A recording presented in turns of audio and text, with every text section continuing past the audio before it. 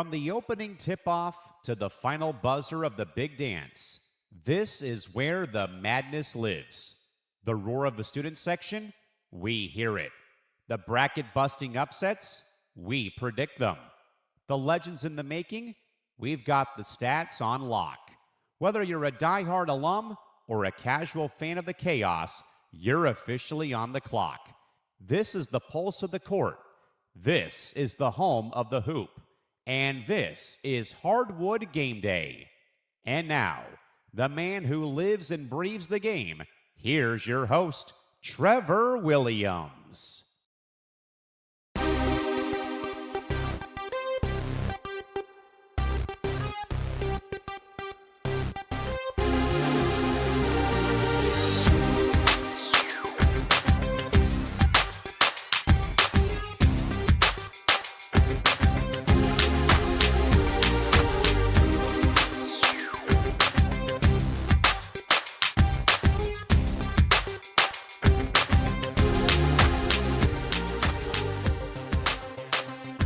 Ladies and gentlemen, welcome back to another edition of Hardwood Gameday. I am your host, Trevor Williams, bringing you the best action of college hoops before the noon slate gets underway. It's our pregame show. We're giving you the top things, most interesting things going around in college hoops. But before we get underway with that, we want to dive in a little bit more of the MAC conference. We all know how much you know that I love talking about the MAC conference on all of the shows that I've done thus far when it's a solo show.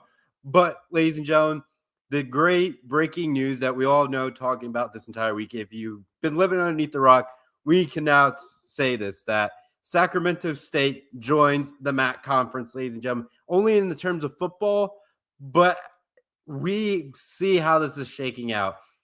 Teams are trying to get themselves relevated and promote themselves going in to expand their conference horizon, to get more marketing, more national attention, going into all that jazz of joining a bigger conference, to get, more scholarships, more TV time, more recognition. But the fees of joining a bigger conference are starting to climb astronomically. Let's just put it into frame of spec to just frame it up. When North Dakota State University of North Dakota, or North Dakota State, when they joined the Mountain West, they had to pay about $12.5 million. Now, let's put that into comparison to Sacramento State, ladies and gentlemen. They had to pay $23 million, if not doubled what North Dakota had to go out and fork over, ladies and gentlemen, on top of that. So just like I said, it just doesn't make sense, the large amount of money that is being forked over to join these conferences. And none of them are always that big on top of that. I just want to make sure that I am saying it right, that North Dakota State joined the Mountain West Conference. But like I said, the entry of what it is going into, I would say on inside, it was about $25 million. Again, the fees and all that stuff. But just to get into the conference itself, it was 12.5.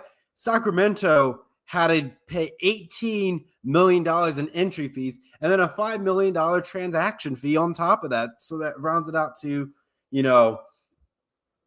$23 million. Now, we teams move around the conference, but this is a bit of a stretch for Sacramento State to join the Mid-Atlantic Conference. Now, if I was Sacramento State, the Mountain West would make the most sense, or, taking the leap and trying to join in the Pac-12.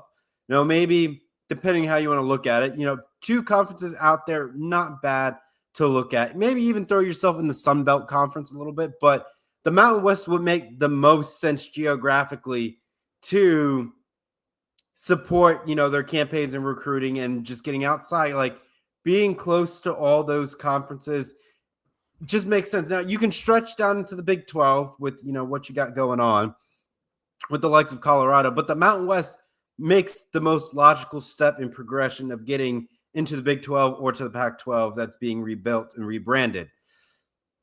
But joining the Midwest, the Mid-Atlantic Conference, all those schools are all close to each other outside of like UMass and all that stuff. Like they're all close, they're all geographically sound, and they get the TV coverage of Chicago and possibly New York, depending on how you look at it.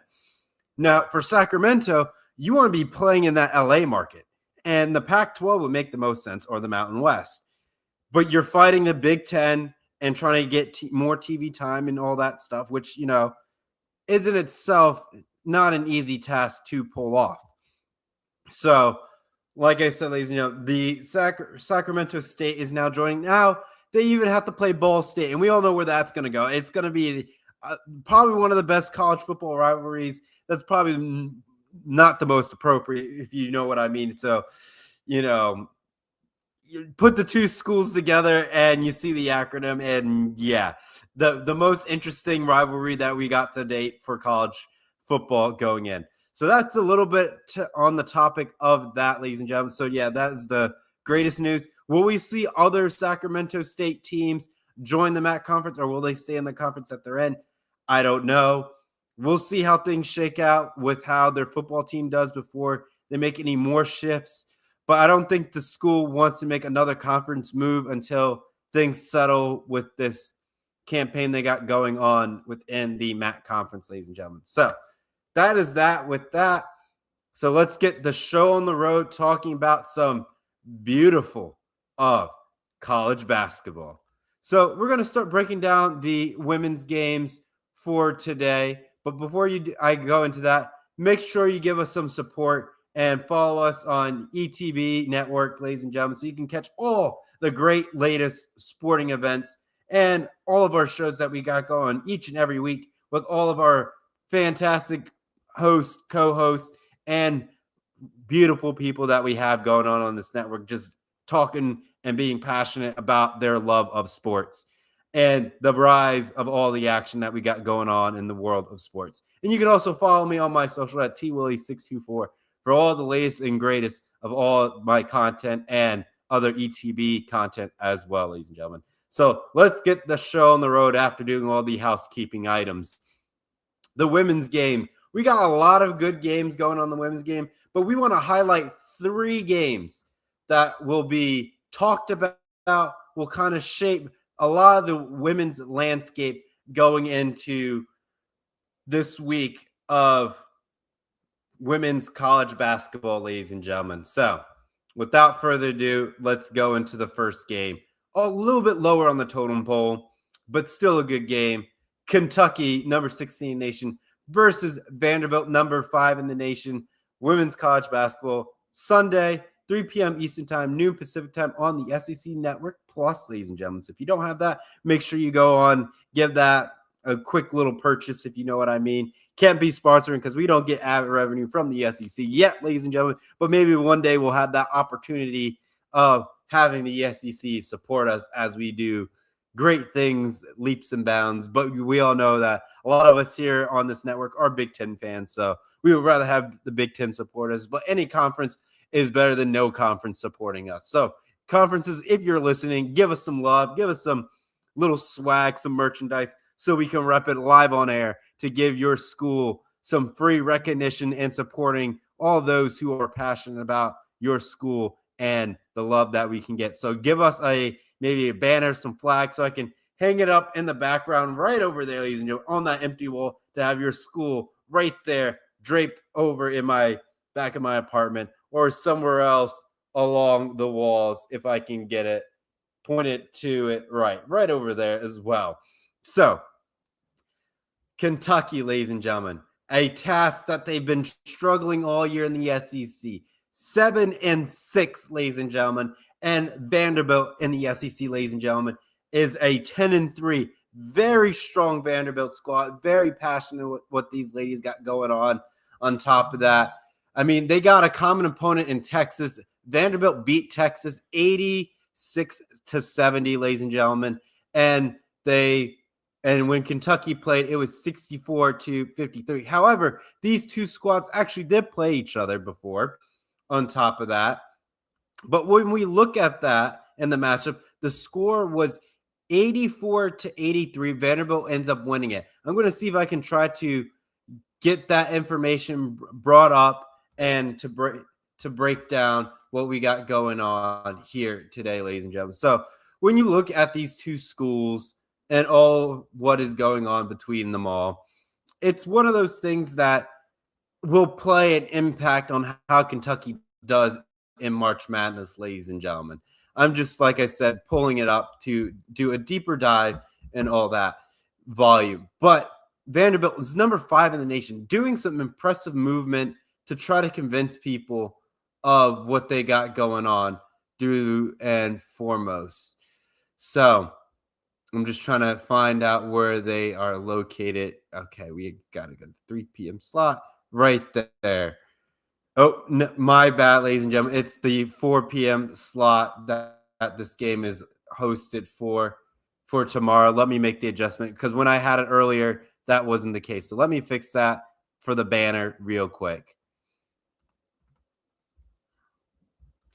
But ladies and gentlemen, yes, Kentucky is 20-7 with their overall record, and Vanderbilt is 24-3. Very, very good performance all the way around between these two schools going at it. But let's dive in to the last time when they played each other to just show you the magnitude of this game, let alone, ladies and gentlemen. So when we look at the field goal percentage of the last time that these two schools played each other, Kentucky shot 56% from the field compared to Vanderbilt's 45%. That's why Kentucky was still in that ball game, ladies and gentlemen, shooting good from the field, over 50%, which kept them in. But however, that's where things start to break down. What happens, ladies and gentlemen? The free throws started to show. If you look at the free throw percentage, Vanderbilt only missed 2 free throws, 13 for 15, which is basically an 87% from the free throw line. However, if you look at Kentucky, ladies and gentlemen, they had 69 from the free throw line. Nice. 69% from the field. Nice. And that puts it to, in grand scheme of things, ladies and gentlemen, 11-16 from the free throw line. So that's what we're looking at here, ladies and gentlemen. Turnovers, Vanderbilt only had 6 turnovers compared to Kentucky's 20 turnovers in that game. But majority of the time, Vanderbilt led this game. 59% of the time was in Vanderbilt's control. And then largest lead change, ladies and gentlemen. Largest lead was by Vanderbilt with 10, but Kentucky also led at one point by 9 points. But if you look at how the game played, in the first half, ladies and gentlemen, of that game, Kentucky was leading. Majority had a better win percentage of turning it around.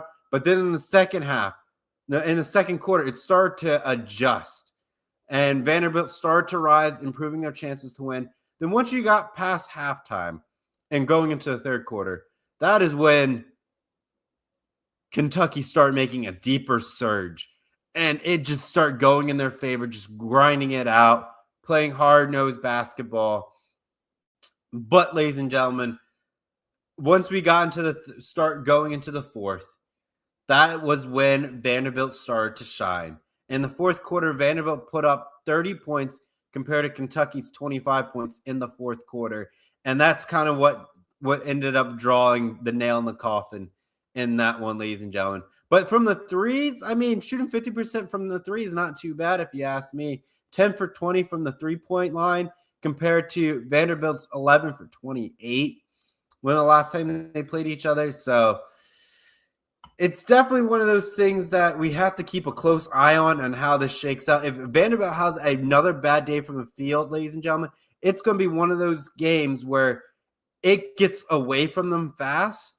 But again, the free throw line, making the turnovers where they count, being scrappy, getting the steals will kind of help set this game up for success going into this rendition of March Madness, not March Madness, but of this women's basketball game as we get closer and closer to the conference tournament games, ladies and gentlemen. So let's dive into the next game in the slate of things. We want to give love to Michigan State, number 18 in the nation, versus Minnesota, number 23 in the nation. Sunday, 6 p.m. Eastern Time, 3 p.m. Pacific Time on FS1. Ladies and gentlemen, Michigan State has been having some ups and downs throughout this college basketball season. Through it all on the women's side. Losing to Michigan makes it difficult, but they rebounded and came back better than ever against Northwestern, dropping 104 points and only giving up 68 points. However, Minnesota's on a 5-game win streak, beating up the likes of Iowa, Rutgers, Nebraska, Wisconsin, and Ohio State. Looking pretty good on their resume, beating teams relatively convincing. When they played Ohio State, the score was 74-61 in that matchup, ladies and gentlemen. A beautiful matchup, if you ask me, for those Lady Golden Gophers. But when they went into Wisconsin, they won with an even bigger margin with 83-60, ladies and gentlemen. And then you have going into Nebraska, 84-67, ladies and gentlemen. Like I said, the margin of success for Minnesota is huge on how they are trying to rise up in the likes of the Big Ten. Now, if you look at the Big Ten record for both of these two schools, the margin is not too, big as what you want to say. Michigan State's record is 10-6 compared to Minnesota's 12-14. Now, that is good across the board here and there. But if you look at their overall record, ladies and gentlemen, the overall record is 21-6 for both squads. Relatively good. However, Michigan State's women likes to put up some points. They kind of average about 84 points per game, ladies and gentlemen, compared to Minnesota's 76. So as you can see, Minnesota's offense just doesn't click too much. They don't like putting up a lot of points. However, that's where they shine on defense, only giving up about an average of 57 points per game compared to Michigan State's 65. However, when you look at the 65, the numbers on why they adjusted was due to playing Michigan and UCLA, some of the top two women programs as of late right now, going into it all. But it's not an easy task going into what's at stake for this Lady Spartans team. Now, from the field, Michigan State takes this with a nice dub with a 48% from the field compared to Minnesota's 45% from the field, ladies and gentlemen. And then you kind of roll into to rebounds, where they kind of average about the same, where Michigan State averages about, 35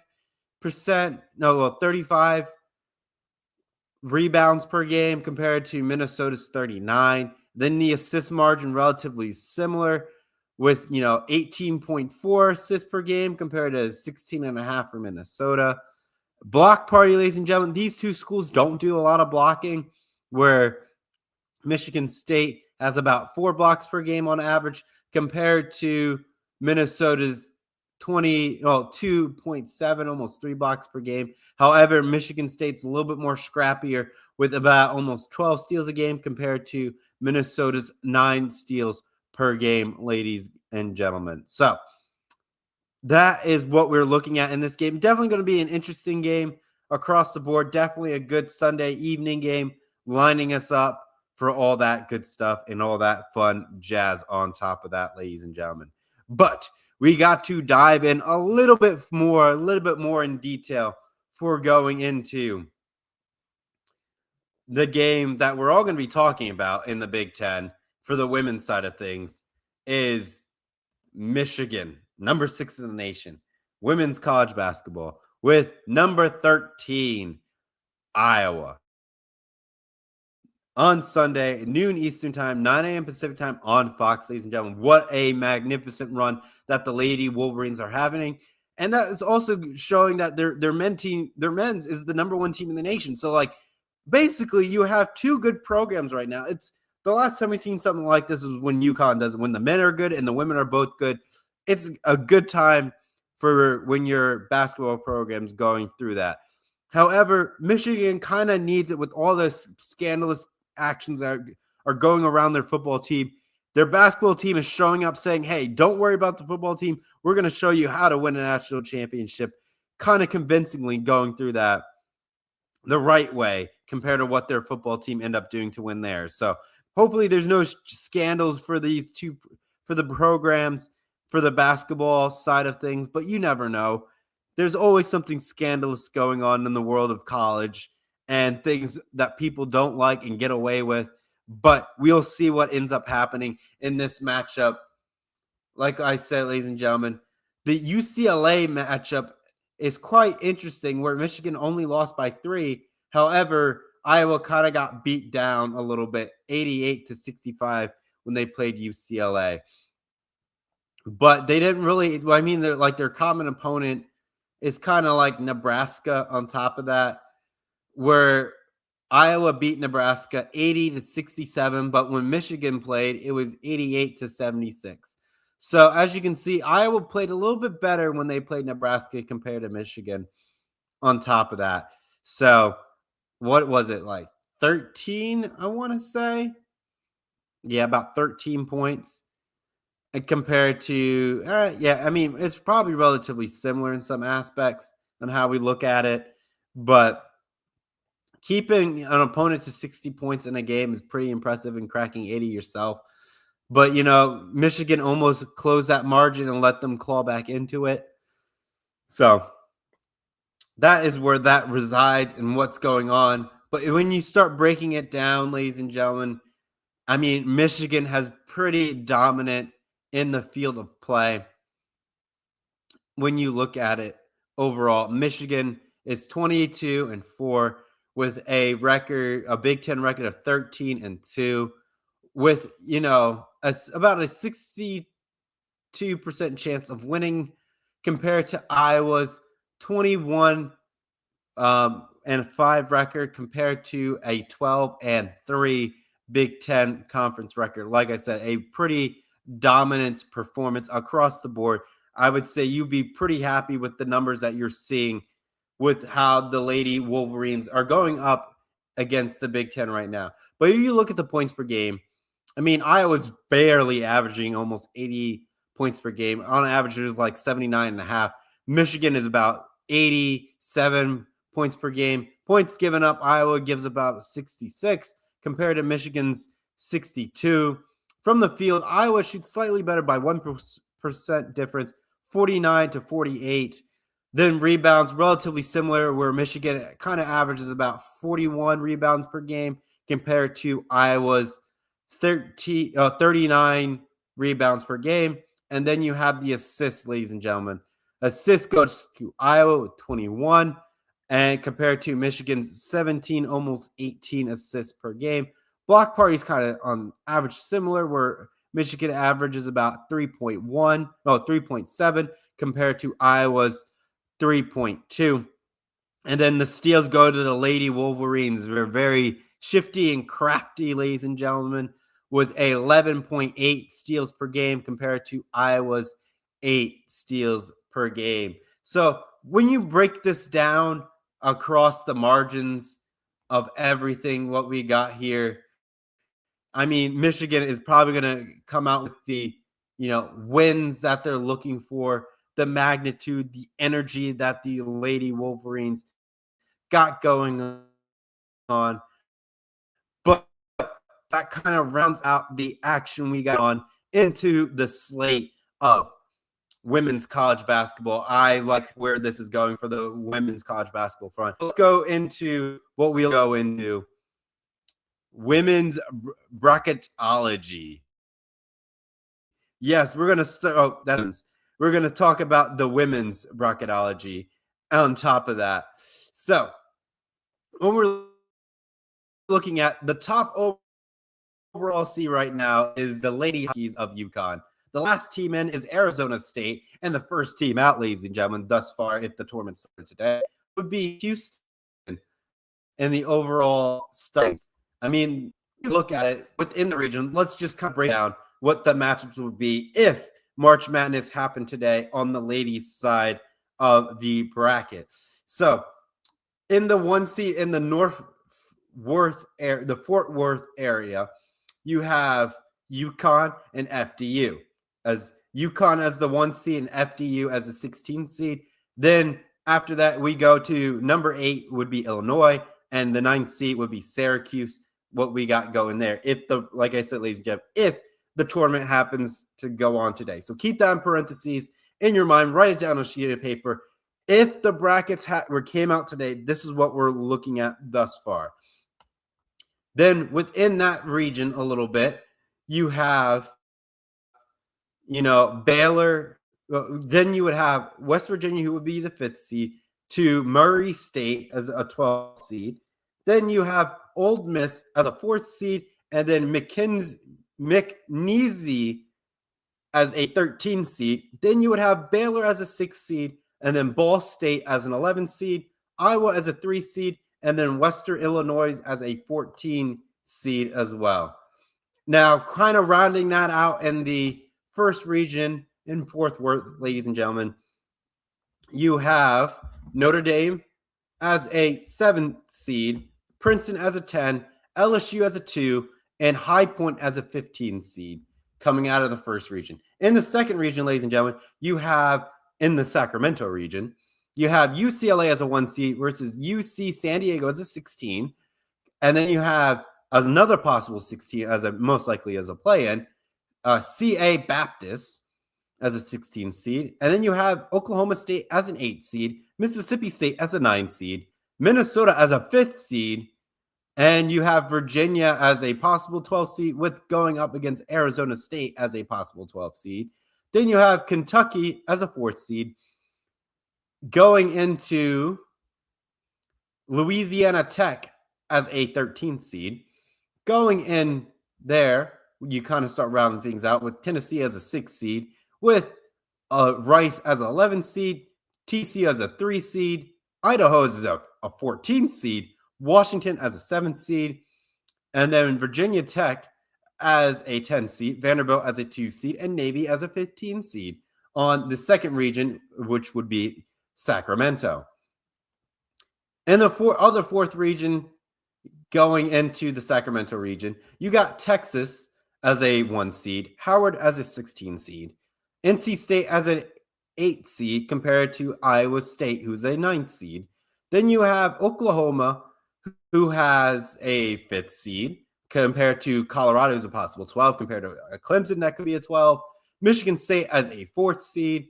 And then you have Green Bay as a 13 seed, Alabama as a 6 seed, Fairfield as an 11 seed, Duke as a 3 seed, and Charleston as a 14 seed. Interesting matchup that we got going on there. Georgia as a 7 seed, North Dakota State, ladies and gentlemen, as a 10 seed. The Lady Wolverines would be a 2 seed, and they would go up against LMU as a 15th seed. And then you kind of start, round the bend in the Region 3, back to Fort Worth. South Carolina as a 1 seed. Alabama A&M as a possible 16 with a Chattanooga as a 16 seed. Then you go to Oregon versus Villanova. Oregon as an 8th seed. Villanova as a 9th seed. Go into North Carolina as a 5th seed. San Diego State as a 12th seed. Ohio State as a 4th seed versus GA Southern as a 13th seed. Then you have, I would say, Texas Tech, ladies and gentlemen, as a 6th seed, Columbia as an 11th seed. Then you have the 3rd seed of Maryland, and then you have the 14th seed of Vermont. Then USC is a 7 possible seed, with Rhode Island as a 10, Louisville as a 2 seed, and then Eastern Kentucky as a possible 15 seed. Now, the thing that I like about some of the women's games, the earlier rounds, whoever the higher seed gets the home court advantage in the round of 64 and the round of 32. For me, as being an Ohio State fan, since Ohio State is a possible 4 seed, they get to play in Columbus, and I get to go to those games. So in theory, depending how things shake out, I could see Ohio State and North Carolina play each other in a good matchup, a 5 versus 4 matchup. I would be pretty much thrilled if you ask me. Last year, I saw Ohio State, Tennessee play. So that's a thrilling game to watch. I watched in the round of 32, and I got in for that game in the A section behind the basket. I got in for $39 for it. That's probably the cheapest March Madness ticket I will ever purchase in my life. Maybe I could find something lower, but I don't think I'll ever get $39 to get into a women's March Madness game to save my life. I don't think I'll ever find that, ladies and gentlemen. If you find something ever cheaper, let me know for March Madness. A cheaper ticket than $39 to sit in the section A, basically almost down onto the court level, maybe a few rows up. I think I was in like row 11, if I can find that ticket so happenly. Let me see if I can find it, ladies and gentlemen. I'm going to do a quick peek on top of that from expired tickets, if I can find that. There we go. No, that's football.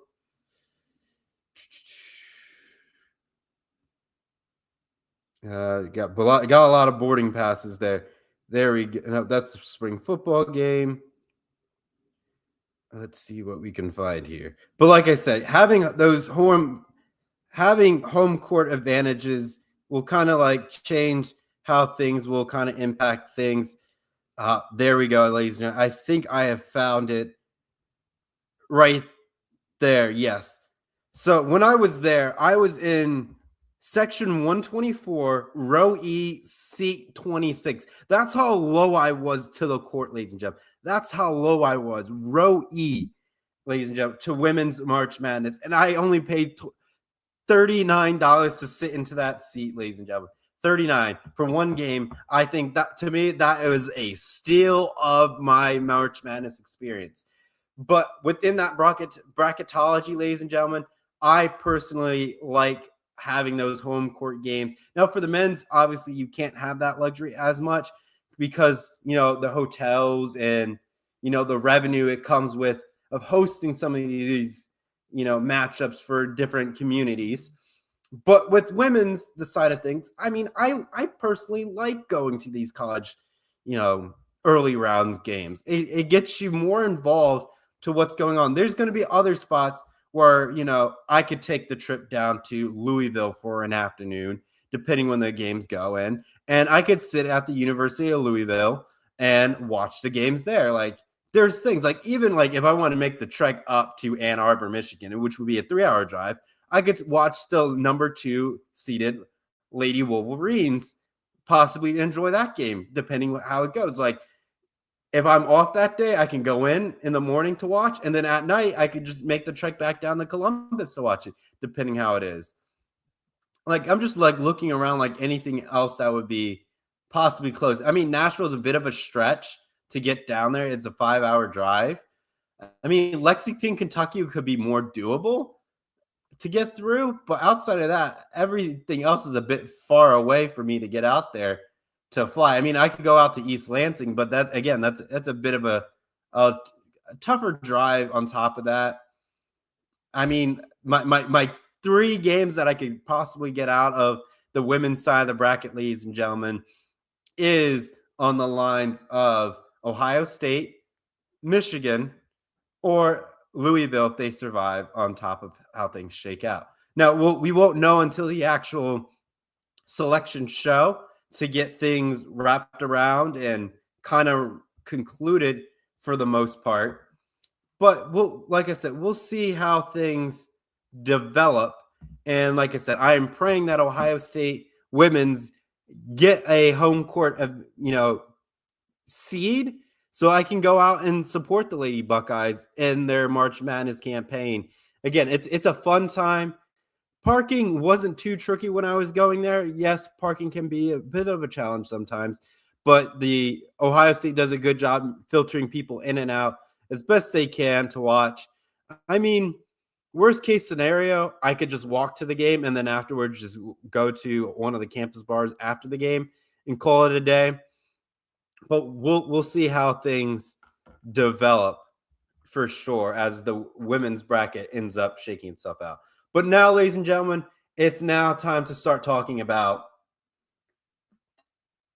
the one, the only, not the one and the only, but the other side of the games that are more, I would say, at stake. The games that are going to probably have a lot of people betting money on is the men's game right now. The men's game has 2 top 5 matchups, ladies and gentlemen. We got a 1 versus a 3 and a 2 versus a 4. It feels like we have a possible Elite 8 competition, or if not a possible Final Four appearance between these two schools. But we won't know until the seeding concludes of what we got going on. Before we start revealing those games, ladies and gentlemen, let's start with the lower side of action. But before we get into that meat and potatoes of the slots for today. So, in the first slot, we gotta get you the appetizer into this 3-course meal. You gotta warm up, but ladies and gentlemen, this where it sits in the time slot, this is more dessert more than anything else than how we look at it. It's one of those games where it's late at night, 10:30 p.m. Eastern time on the East Coast. You are playing, you're most likely, depending what your age group is, you might be at your local bars getting your night underway or rounding out your night, depending on how you want to look at it. But a lot of the younger crowd, this is a prime time to be out and about, 10:30 p.m. Eastern time, 7:30 p.m. Pacific time on ESPN. And you're sitting at your local bar, maybe snacking on a few appetizers to round out your evening, or the kitchen's about to, close or is already closed and you're kind of rounding out your night. Or you pregame relatively well and now you're at the bars just having a good time. But now, ladies and gentlemen, this is what we're talking about. Iowa, number 6 in the nation, versus BYU, number 23 in the nation. I would be sitting there munching on some onion rings because we're in a food appetite as we start riding up to the noon hour, the high noon hour. And I know you probably all have your favorite snacks in there. But we got some good action for us today. Now, when you look at Iowa State, they have beaten Baylor convincingly, but not too well, 72-69. Nice. And they beat them convincingly. However, when BYU played, they had to score 99 points. The score was 99 to 94. A lot of points being scored in that mix, ladies and gentlemen. So it's one of those things that we have to keep a close eye on to see how it develops and shakes itself out for sure. But, ladies and gentlemen, let's break down the stats. The stats. We all love a good stat line. Points per game, ladies and gentlemen. We're talking about 85, almost 86 points per game for BYU. Very, very, very, very strong points. Iowa State, ladies and gentlemen, about 84. Not too shabby. Only 2 points off. But this is where the concern starts to rise, ladies and gentlemen. The concern that we have. BYU gives up about almost 74.5 points per game. Huge points given up compared to Iowa State's about 64.5. That is a huge margin we're talking about, ladies and gentlemen. But from the field, ladies and gentlemen, Iowa State shoots better with a 51% from the field compared to BYU's 48% from the field. So the field might show up and play a factor, but obviously that's on average. So within most nights, you're probably going to assume that Iowa State shoots somewhere, 52 maybe, or to 48, 49 most given nights. And BYU probably shoots around 48% on average, pretty much consistently, maybe a 49% or a 47 within there. But rebounds, ladies and gentlemen, rebounds go to BYU with 39 rebounds per game compared to Iowa State's 36. But then you have BYU's assist game with 14.4 compared to Iowa State's 18.1. Block party goes to BYU with about almost 5 blocks per game compared to Iowa State's 3 blocks per game. And then the steals, ladies and gentlemen, 9 steals a game for BYU. No, 9 steals a game for Iowa State compared to BYU's 7.5 steals per game, ladies and gentlemen. So that's what we're dealing with here on the Big 12 side action. It's late at night. You can't get much more than that, ladies and gentlemen, but we'll see how it unfolds. So you can catch Iowa State, number 6 in the nation, men's college basketball versus BYU, number 23 in the nation, the 21st tonight, 10:30 p.m. Eastern Time, 7:30 p.m. Pacific Time on ESPN. And now we're getting to the first round. Now we're getting to a little bit of the main course. I know this was more dessert from after the fun-filled games that we got going on, but we got to start things off with the appetizer that is pretty decent, if you ask me. Arizona, number 4 in the nation, versus Houston. We have a problem who's number 2 in the nation.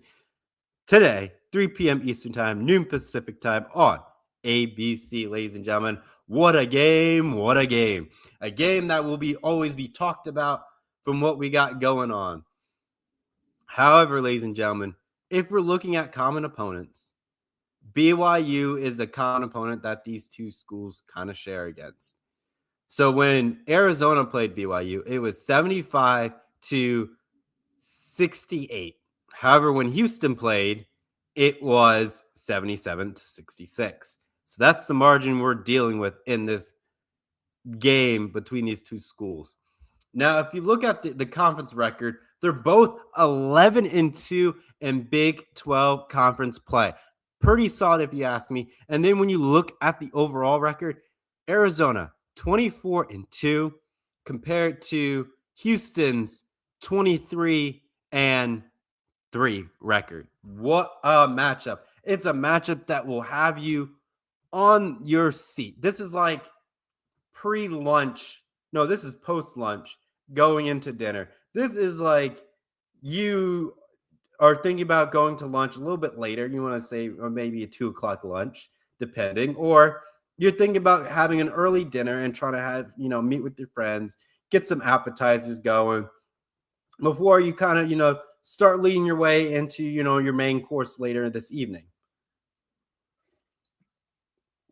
But right now, Houston's kind of favored with a 64% chance to win compared to Arizona's 35, almost 36% chance to win.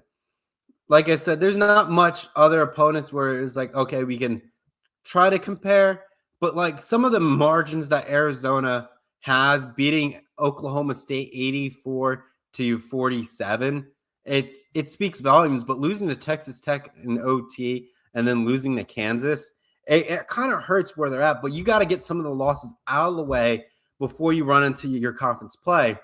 But you need to start building on momentum to stay hot. That's the name of the game at this point in February. Got to start building that momentum to build into that consistency on top of that, ladies and gentlemen. So when you take into consideration, you have Arizona with a record of 87.7 points per game. Pretty good, pretty convincing. Compared to Houston's average points per game to 77.8.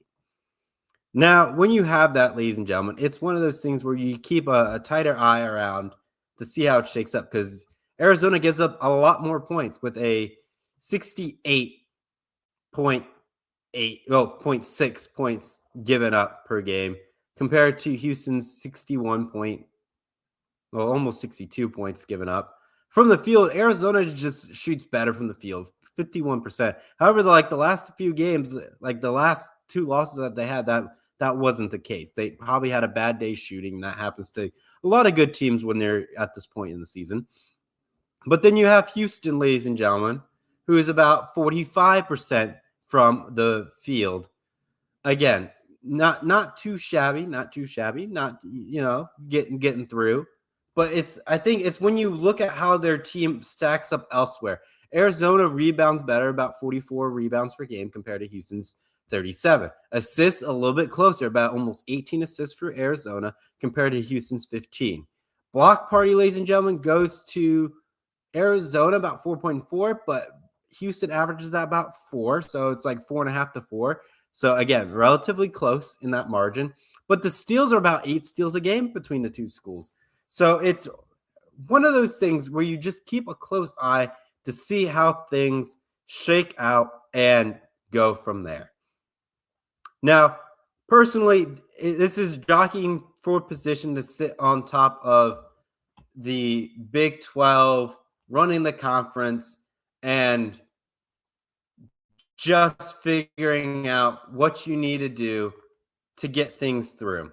Like, I am going to show you what the Big 12 is looking like right now in the conference play. And it's between the two schools. They're sitting 1 and 2, followed by Iowa State, Kansas, Texas Tech, West Virginia, and BYU. So what's going to end up happening is Iowa's just going to lurk.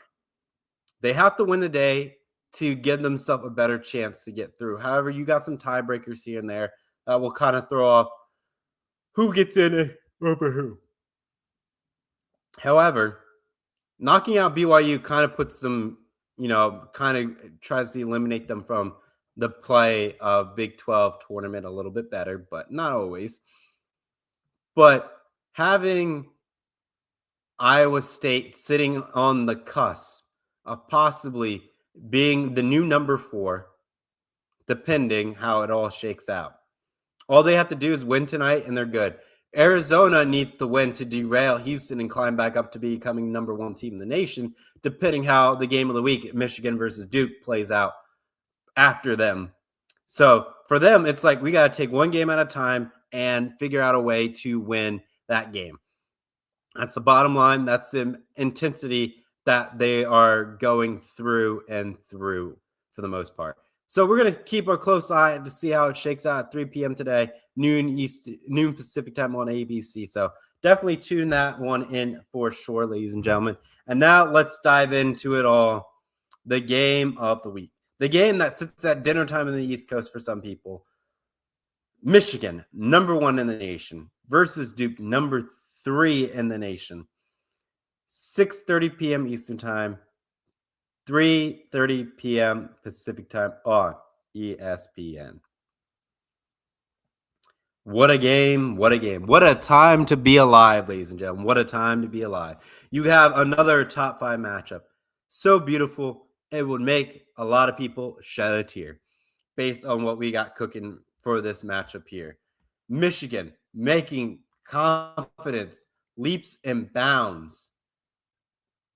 Michigan's record thus far, ladies and gentlemen, is 25-1. 25-1, ladies and gentlemen. With Duke being 24-2.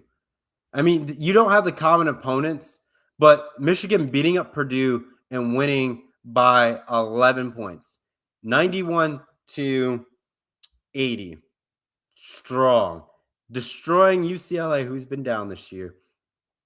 86-56. Taking care of Northwestern, 87-75. Knocking off Ohio State, 82-61. Beating Penn State embarrassingly, 110-69. Nice.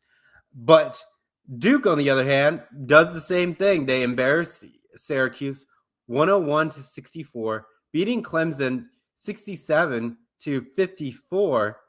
Beating Pitt 70-54, losing North Carolina in a rivalry game with 71-68, and then Boston College beating that convincingly 67-49. Now, if you look at the stats, I mean, the edge is starting to lead in Duke's favor. However, with the amount of points that they put up and the defense, it's going to be one of those things that you got to capitalize on turnovers and you got to capitalize on the free throw line. That's the best way to shake it down, ladies and gentlemen. I don't think you can overlook the magnitude of this game for the most part. in and out, ladies and gentlemen. It is one of those games that is going to be electric, a perfect primetime action, if you ask me. This is the time where I'm on my second round of wings, or my main course of my burger comes out, or some people who love chicken tenders, they want something quick and light and not too heavy, or they go really into it. I mean, like it's one of those things that this is a main course. This is something that you look forward to. This is probably beer number 2 that you're into right now. A good pint, if you ask me. Definitely something that you got to enjoy at the local sports bar or at your local Applebee's and getting yourself a two for 25, if you ask me. Or, just going to that restaurant that has a TV, or you're sitting at home cooking some barbecue in some warmer states that, are not too chilly. But I mean, like right now in Columbus, Ohio, it's 36 degrees. So I couldn't be outside grilling on the barbecue, getting that charcoal grill out. But the previous part of the week was definitely feeling that for sure. But Michigan averages about almost 91 points per game compared to Duke's 83 points per game. Now, you look at the points against, Michigan gives up about 69 points per game compared to Duke's 63. From the field, ladies and gentlemen, what a margin. 51% from the field for Michigan compared to Duke's 50%. What a game that will be. If they can average that, this game could possibly go into overtime. Rebounds, ladies and gentlemen, with Michigan with a 41.5 compared to Duke's 39.5 rebounds per game. Assists goes to Michigan with 19.5 compared to Duke's 17. Block party goes to Michigan with 6.1 compared to Duke's 3.5. But Duke comes in with the steals with 8.2 compared to 6 steals per game, ladies and gentlemen. It's something that we have to keep a close eye on. That is for sure, ladies and gentlemen. But this is the game that everyone's going to be looking at. Everyone's going to be talking about. Same with Arizona and Houston. So make sure you catch it at 6:30 p.m. Eastern Time, 3:30 p.m. Pacific Time on ESPN. And I have Michigan winning it. Oh, no, well, I guess I disclosed it, but I kind of like Duke to win it more than anything else. I like Duke to win this matchup relatively well, but it's going to be a barn burner from start to finish, and it's all going to be about the game and how the runs are unfolding will dictate the winner of this matchup for sure. Let's kind of look at the men's bracketology, ladies and gentlemen, just to see how things are shaking out. Let me do a quick refresh to see if anything has changed in the bracketology this morning going in. So as an update from yesterday at 8:45 a.m. Eastern Time, Michigan is now still the overall seed. Last team in, ladies and gentlemen, is USC, and the first team is TCU. So in the bracketology, ladies and gentlemen, Michigan as the 1 seed in the Midwest that leads into Chicago goes up against SE Missouri compared to UMBC as a possible 16 seed. Then you have the 8 and 9 seed of 8 as a St. Louis,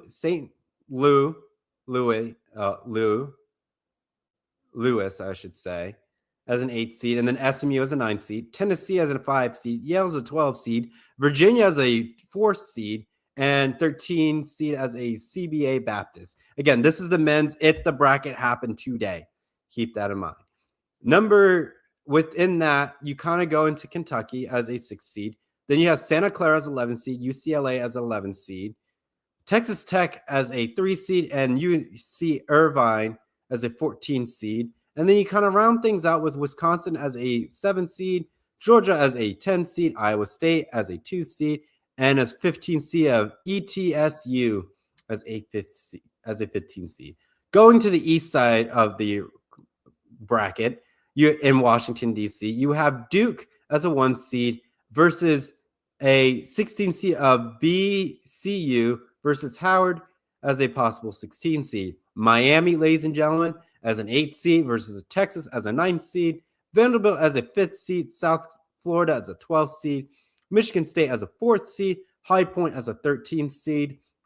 Louisville as a 6th seed with Missouri as a possible 11 seed with USC. as a possible 11 seed, Kansas as a 3 seed, and Austin Perry as a 14 seed, NC State as a 7 seed, UCF as a 10 seed, UConn as a 2 seed versus Navy as a 15 seed.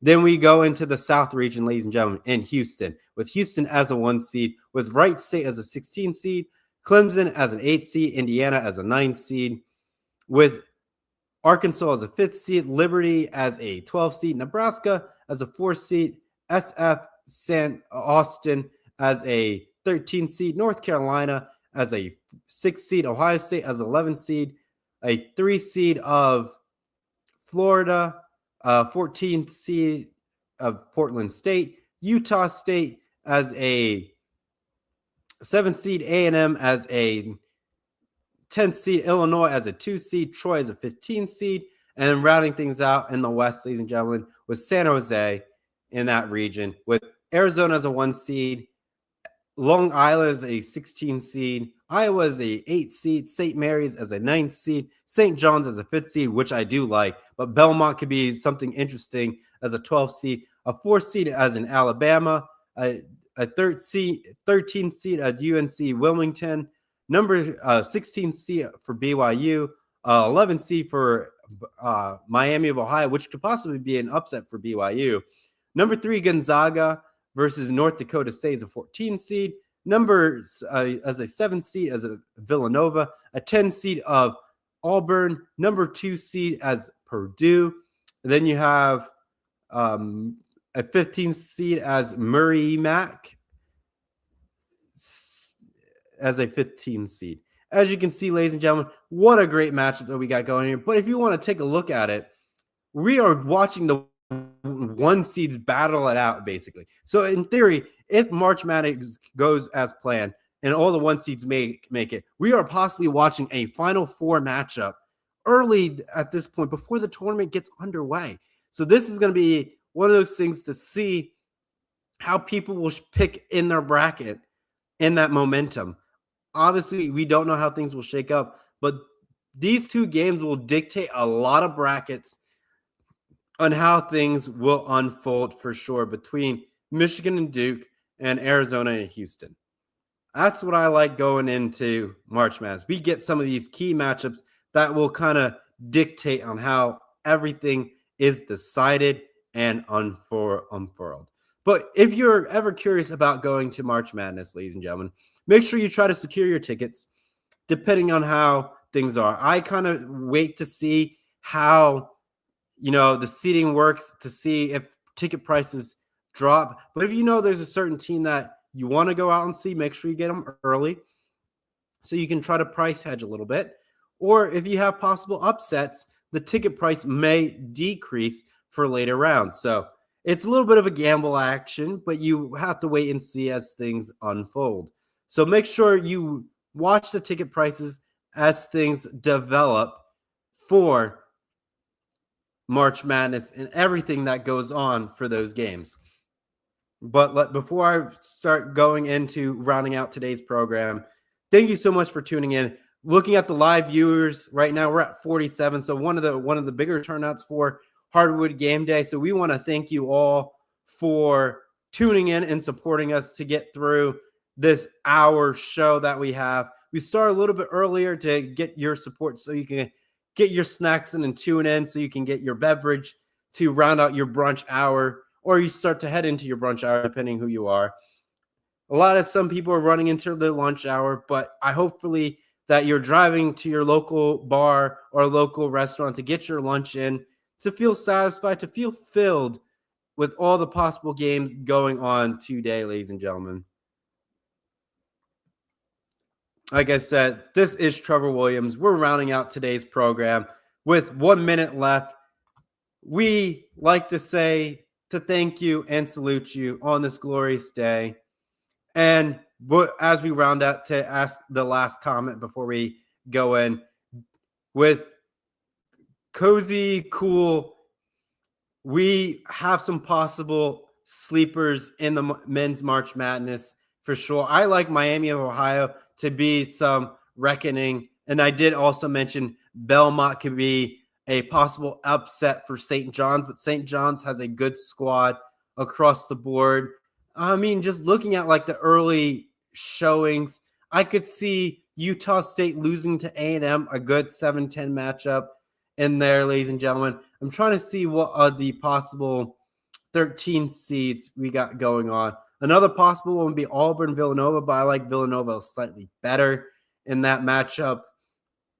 Georgia-Wisconsin could be an interesting one, but like I said, there's not too many threats in there to cause some, interesting things. Possible upset, there's always that 13 seed upset, and that could be to Michigan State with High Point. But again, it's hard to say, hard to know right now. But as we develop, keep a close eye on the teams that sit in the lower conferences to create some mayhem for sure. But that will do it here for this rendition of Hardwood Game Day. And I will be out next week because I have a trip to do. So we may have a show, we may not. It depends what our show we do on ETB. But I will be out next week. And then when I come back, it depends how I feel because I will be arriving in late to Columbus on March 6th at like 9 o'clock and then trying to do a show, dealing with jet lag, being on the West Coast. We might have people support me through that show, or we might not. It depends how I feel going into it. It depends when I get in. Will dictate if I have a show or not.